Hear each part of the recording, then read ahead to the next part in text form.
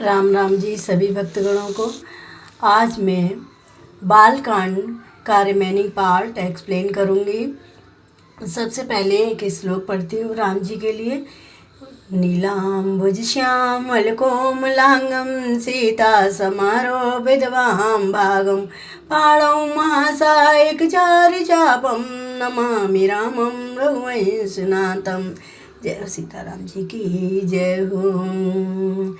प्रस्तुत दोहा रूपी प्रसून हमारे रामचरितमानस से अवतरित किए गए हैं, चुने गए हैं और इनको पल्लवित और पुष्पित करने वाले श्री तुलसीदास जी हैं। मन मानिक मुक्ता छवि जैसी आए गिरे गज सिर सोहन तैसी नृप किरीट तरुणी तनु पाई लय हैं सकल शोभा दिखाई। मणिमाणिक और मोती की जैसी सुंदर छवि है वह सांप पर्वत और हाथी के मस्तक पर वैसी शोभा नहीं पाती। राजा के मुकुट और नव युवती स्त्री के शरीर को पाकर ही ये सब अधिक शोभा को प्राप्त होते हैं। तैसे सु कवि कवित बुदिल कहीं उपजय अनत अनत छबिलही भगत हेतु विधि भवन बिहाई सुमिरत सारद आवत धाई। इसी तरह बुद्धिमान लोग कहते हैं कि सुकवि की कविता भी उत्पन्न और कही होती है और शोभा अन्यत्र कहीं होती है। यानी कहने का मतलब जो अच्छा कवि होता है उसकी कविता भी उत्पन्न और कहीं होती है और शोभा अन्यत्र कहीं पाती है। अर्थात कवि की वाणी से उत्पन्न हुई कविता वहाँ शोभा पाती है जहाँ उसका विचार प्रचार और उसमें कथित आदर्श का ग्रहण और अनुसरण होता है। कवि के स्मरण करते ही उसकी भक्ति के कारण सरस्वती जी ब्रह्मलोक को छोड़कर दौड़ी आती हैं। रामचरित सर बिनु अनुवाए सो श्रम जाए न कोट्यो पाए कवि को विदय से हृदय बिचारी गावें हर जैसे कलिमल हारी। सरस्वती जी की दौड़ी आने की यह थकावट रामचरित रूपी सरोवर में उन्हें नहलाए बिना दूसरे करोड़ों उपाय से भी दूर नहीं होती। कवि और पंडित अपने हृदय में ऐसा विचार कर कलयुग के पापों को हरने वाले श्री हरि के यश का ही गान करते हैं। कीने प्राकृत जन गुण गाना सिर धुन गिरा लगत पचताना हृदय सिंधु मते सीप समाना स्वाति शारदा कहे सुजाना।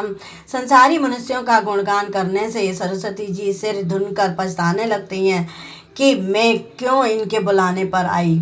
बुद्धिमान लोग हृदय को समुद्र बुद्धि को सीप और सरस्वती को स्वाति नक्षत्र के समान कहते हैं।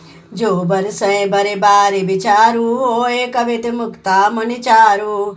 इसमें यदि श्रेष्ठ विचार रूपी जल बरसता है तो मुक्ता मणि के समान सुंदर कविता होती है। जगत वेद पुनि पोए रामचरित बरताग परिहरे सज्जन विमल और शोभात अनुराग। अर्थात उन कविता रूपी मुक्तामणियों को युक्ति से बेद कर फिर रामचरित्र रूपी सुंदर तागे में पिरोकर सज्जन लोग अपने निर्मल हृदय में धारण करते हैं जिससे अत्यंत अनुराग रूपी शोभा होती है। वे अत्यंतिक प्रेम को प्राप्त होते हैं। जे जन्मे कल काल कराला कर तब बायस बेस मराला चलत कुपंथ वेद मग छाणी कपट कले बर कलिमल भाणे। जो कराल कलयुग में जन्मे हैं जिनकी करनी कोय के समान है और बेस हंस का सा है जो वेद मार्ग को छोड़कर कुमार्ग पर चलते हैं जो कपट की मूर्ति और कलयुग के पापों के भांडे हैं। भांडे यानी बर्तन। पंचक भगत कहाय राम के किंकर कंचन को काम के तिनमय प्रथम रेख जग मोरी धींग धर्म ध्वज धंधक धोरी। जो श्री राम जी के भक्त कहलाकर लोगों को ठगते हैं जो धन यानी लोभ क्रोध और काम के गुलाम हैं और जो धींगा धींगी करने वाले धर्मध्वज जी यानी धर्म की झूठी ध्वजा फहराने वाले, दंभी और कपट के धंधों का बोझ ढोने वाले हैं। संसार के ऐसे लोगों में सबसे पहले मेरी गिनती है। संसार के ऐसे लोगों में सबसे पहले मेरी गिनती है। जो अपने अवगुण सब कहूँ, बाढ़ कथा पार नहीं लहूँ। ताते मैं अति अलप बखाने, थोड़े मोह जाने हैं सयाने। यदि मैं अपने सब अवगुणों को कहने लगूं तो कथा बहुत बढ़ जाएगी और मैं पार नहीं पाऊंगी। इससे मैंने बहुत कम अवगुणों का वर्णन किया है। बुद्धिमान लोग थोड़े ही में समझ लेंगे। समुझ विविध विधि बिनती मोरी, को न कथा सुन दे है कोरी। एतहु पर करे हैं जे आशंका, मोहित अधिक ते जड़ मते रंका। मेरी अनेकों प्रकार की विनती को समझकर कोई भी इस कथा को सुनकर दोष नहीं देगा। इतने पर भी जो शंका करेंगे वे तो मुझसे भी अधिक मूर्ख और बुद्धि के कंगाल हैं। कभी न हो नई चतुर कहावों, मत अनुरूप राम गुण गावों। कहाँ रघुपति के चरित अपारा, कहाँ मत मोर निरत संसारा। मैं न तो कवि हूँ न चतुर कहलाता हूँ, अपनी बुद्धि के अनुसार श्री राम जी के गुण गाता हूँ। कहाँ तो श्री रघुनाथ जी के अपार चरित्र, कहाँ संसार में आसक्त मेरी बुद्धि। जय मारुति गिरि मेरुड़ाई, कहो तूल के लेखे माई। समझत अमित राम प्रभुताई, करत कथा मन अति कदराई। जिस हवा से सुमेर जैसे पहाड़ उड़ जाते हैं, कहिए तो उसके सामने रुई किस गिनती में है। श्री राम जी की असीम प्रभुता को समझकर कथा रचने में मेरा मन बहुत हिचकता है।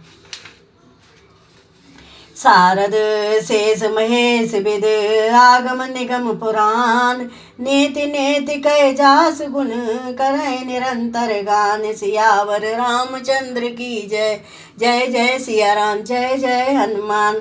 सरस्वती जी, शेष जी, शिव जी, ब्रह्मा जी, शास्त्र, वेद और पुराण ये सब नेति नेति कहकर पार नहीं पाकर ऐसा नहीं कहते हुए सदा जिनका गुणगान किया करते हैं। सब जानत प्रभु प्रभुता सोई, तदपि कहे बिन रहा न कोई। तहाँ वेद असी कारण राखा, भजन प्रभाव भांति बहु भाषा। अर्थात यद्यपि प्रभु श्री रामचंद्र जी की प्रभुता को हम सब ऐसी अकथनीय ही जानते हैं, तथापि कहे बिना कोई नहीं रहा। इसमें वेद ने ऐसा कारण बताया है कि भजन का प्रभाव बहुत तरह से कहा गया है। अर्थात भगवान की महिमा का पूरा वर्णन तो कोई नर नहीं कर सकता, परंतु जिससे जितना बन पड़े उतना भगवान का गुणगान करना चाहिए, क्योंकि भगवान के गुणगान रूपी भजन का प्रभाव बहुत ही अनोखा है। उसका नाना प्रकार के शास्त्रों में वर्णन है। थोड़ा सा भी भगवान का भजन मनुष्य को सहज ही भव सागर से तार देता है। भव सागर से तारना यानी भव रूपी सागर से तारना। हमारे मानव जीवन में हमारा एक ही लक्ष्य होता है, मोक्ष की प्राप्ति। जो हमारी अवस्थाएं हैं चार, बचपन, युवा, वृद्धावस्था और प्रौढ़ावस्था और वृद्धावस्था।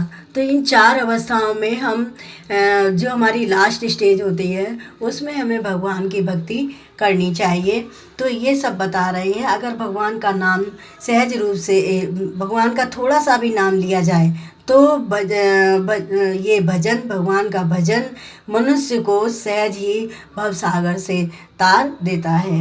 एक अनीय अरूप अनामाज सच्चिदानंद परधामा, व्यापक विश्वरूप भगवाना, ते धर दे चरित कृत नाना।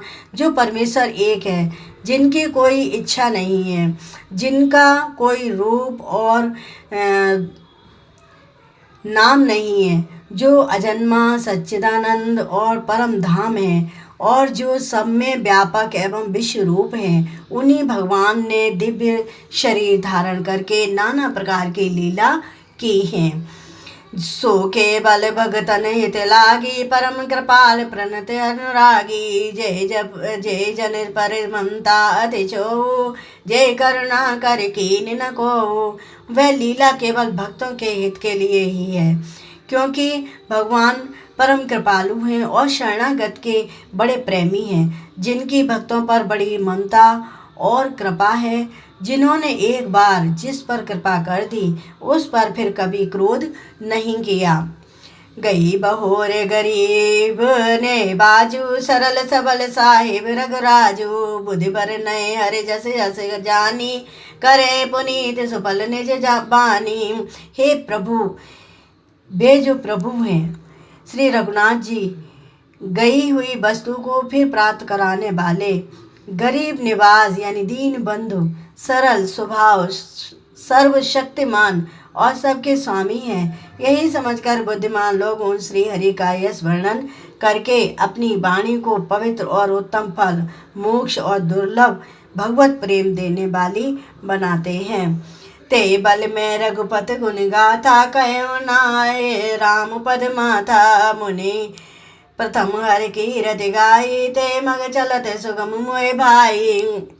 उसी बल से महिमा का यथार्थ वर्णन नहीं, परंतु महान फल देने वाला भजन समझकर भगवत कृपा यानी भगवान की कृपा के बल पर ही मैं श्री रामचंद्र जी के चरणों में सिर नवाकर श्री रघुनाथ जी के गुणों की कथा कहूँगी। इसी विचार से वाल्मीकि, व्यास आदि मुनियों ने पहले श्री हरि की कीर्ति गाई है। भाई, उसी मार्ग पर चलना मेरे लिए सुगम होगा। अति अपार जे सरित बर, जो नृप सेतु कराए। चढ़ी पिपील को परम लगो, बिन श्रम पार जाए। सियावर रामचंद्र की जय। जय जय सिया राम, जय जय हनुमान। जो अत्यंत बड़ी श्रेष्ठ नदियां हैं, यदि राजा उन पर पुल बंधा देता है और तो अत्यंत छोटी चींटियां भी उन पर चढ़कर बिना ही परिश्रम के पार चली जाती हैं। इसी प्रकार मुनियों के वर्णन के सहारे मैं श्री रामचरित्र का वर्णन सहज ही कर सकूंगा। श्री राम जी, ये इसका रिमेनिंग पार्ट यानी बालकांड का जो रिमेनिंग पार्ट है वो हम अगले वीडियो में करेंगे, अन्यथा ये वीडियो लंबी हो जाएगी। Okay, thank you.